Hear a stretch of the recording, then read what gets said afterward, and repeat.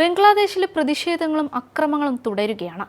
അധികാരികൾക്കും അധികാരങ്ങൾക്കുമേലുള്ള കയ്യേറ്റം ഇന്ത്യയിൽ ഇല്ലെന്ന് പ്രത്യക്ഷത്തിൽ തോന്നുന്നുണ്ടെങ്കിലും ബംഗ്ലാദേശിന് സമാനമായ അക്രമാസക്തമായ സർക്കാർ വിരുദ്ധ പ്രക്ഷോഭങ്ങൾ ഇന്ത്യയിലും സംഭവിച്ചേക്കാമെന്ന കോൺഗ്രസ് നേതാവായ സൽമാൻ ഖുർഷിദ്. ഒരു സ്വകാര്യ ചടങ്ങിനിടെയാണ് മുൻ കേന്ദ്രമന്ത്രി കൂടിയായ സൽമാൻ ഖുർഷിദ് ഇങ്ങനെ പറഞ്ഞത്. ഈ പ്രസ്താവന ഇപ്പോൾ വിവാദത്തിലായിരിക്കുകയാണ്.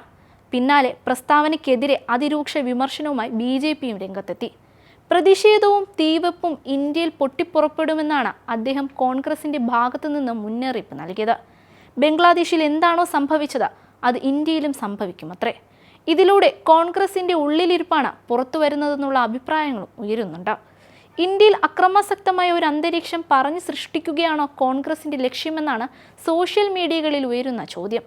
ഒരു പുസ്തക പ്രകാശന ചടങ്ങിനിടെ പറഞ്ഞ ഈ പ്രസ്താവന അക്ഷരാർത്ഥത്തിൽ മൗനത്തിലൂടെ അംഗീകരിക്കുകയാണ് സഖ്യത്തിന്റെ മറ്റു കക്ഷികൾ ചെയ്യുന്നത്.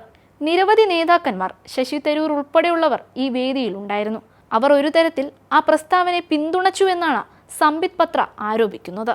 പ്രതിപക്ഷ നേതാവിന്റെ ഇടയ്ക്കുള്ള വിദേശ സന്ദർശനവും നേതാക്കളുമായുള്ള രഹസ്യ ചർച്ചകളുമെല്ലാം ഇന്ത്യയെ തകർക്കാനുള്ളതാണത്രേ. രാഹുൽ ഗാന്ധി വിദേശത്ത് പോകുമ്പോഴൊക്കെ രഹസ്യമായി നിരവധി ആളുകളെ കാണുകയും ഇന്ത്യക്കെതിരെ സംസാരിക്കുകയും ചെയ്യാറുണ്ട് എന്നും സംബിത് പത്ര ആരോപിച്ചു. ഇന്ത്യ സഖ്യത്തിന്റെയും രാഹുൽ ഗാന്ധിയുടെയും യഥാർത്ഥ ലക്ഷ്യമെന്തെന്ന് പതിയെ പുറത്തു വരികയാണത്രേ. ഇന്ത്യയിൽ വർഗീയത കുത്തിവെക്കാൻ ചിലർ ശ്രമിക്കുന്നുവെന്ന് പറഞ്ഞു നടക്കുന്ന രാഹുലും കൂട്ടാളികളുമാണ് ഇന്ത്യയിൽ കലാപങ്ങൾ സൃഷ്ടിക്കാൻ താല്പര്യപ്പെടുന്നത്. ഇതും സോഷ്യൽ മീഡിയയിൽ ഉയരുന്ന ചോദ്യത്തിലൊന്നാണ്. ഇപ്പോഴാണ് എന്തായിരുന്നു അദ്ദേഹത്തിന്റെ ഉദ്ദേശ്യമെന്ന് മനസ്സിലാകുന്നതെന്നും സംബിത് പത്ര കുറ്റപ്പെടുത്തി. സൽമാൻ ഖുർഷിദിന്റെ പ്രസ്താവന രാജ്യത്തിന് ഒട്ടും തന്നെ യോജിച്ചതല്ല. BJP MP ഗിരിരാജ് സിംഗും ഖുർഷിദിന്റെ പ്രസ്താവനയ്ക്കെതിരെ പ്രതികരിക്കുകയാണ്. പ്രതിപക്ഷം തുക്കടെ ഗ്യാങ്ങായി മാറുകയാണെന്നായിരുന്നു ഗിരിരാജ് സിംഗിന്റെ ആരോപണം. വോട്ട് ബാങ്ക് രാഷ്ട്രീയത്തിനു വേണ്ടി മാത്രം രാജ്യത്തിന്റെ സന്തുലിതാവസ്ഥയെ ചോദ്യം ചെയ്തുകൊണ്ട് വാർത്തകൾ സൃഷ്ടിക്കുന്നതും നുണപ്രചാരങ്ങളിലൂടെ ജനങ്ങളുടെ മനസ്സിൽ ഇല്ലാത്ത ഭയം ഉണ്ടാക്കുന്നതും ഒരു പൗരന് ചേരുന്നതല്ല. വോട്ടിനു വേണ്ടി പ്രതിപക്ഷം തുക്കട ഗ്യാങ്ങായി മാറുന്നത് രാജ്യത്തിന്റെ ദൗർഭാഗ്യകരമായ അവസ്ഥയാണ്. ഇന്ത്യക്കും ബംഗ്ലാദേശിൻ്റെതിന് സമാനമായ അവസ്ഥ വരുമെന്നാണ് അദ്ദേഹം പറഞ്ഞത്.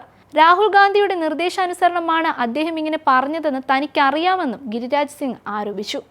ഖുർഷിദിന്റെ പ്രസ്താവനയിൽ കാശ്മീരിനെ പറ്റിയും സൂചിപ്പിച്ചിട്ടുണ്ട്. കാശ്മീരിൽ എല്ലാം സാധാരണ നിലയിലാണെന്ന് തോന്നിയേക്കാം. ഇവിടെ എല്ലാം സാധാരണമായി തോന്നാം. എന്നാൽ ഒരുപക്ഷെ വിജയം ആഘോഷിക്കുന്നുണ്ടായിരിക്കാം. എന്നാലും ചിലർ കരുതുന്നുണ്ടായിരിക്കും 2024 വിജയം അല്ലെങ്കിൽ നേട്ടം വളരെ നേരിയതാണെന്ന്. ഏറെ കാര്യങ്ങൾ ചെയ്യാനുണ്ടെന്നും എന്നാൽ ഉപരിതലത്തിന് താഴെ മറ്റു ചിലതാണെന്ന യാഥാർത്ഥ്യം നിലനിൽക്കുകയാണ്.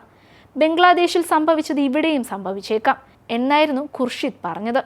അതേസമയം സംഘർഷവും അനിശ്ചിതത്വവും തുടരുന്ന ബംഗ്ലാദേശിൽ നിന്ന് ഭീകരർ ഉൾപ്പെടെ 1200 തടവുകാർ ജയിലിൽ നിന്ന് രക്ഷപ്പെട്ടിരിക്കുകയാണ്.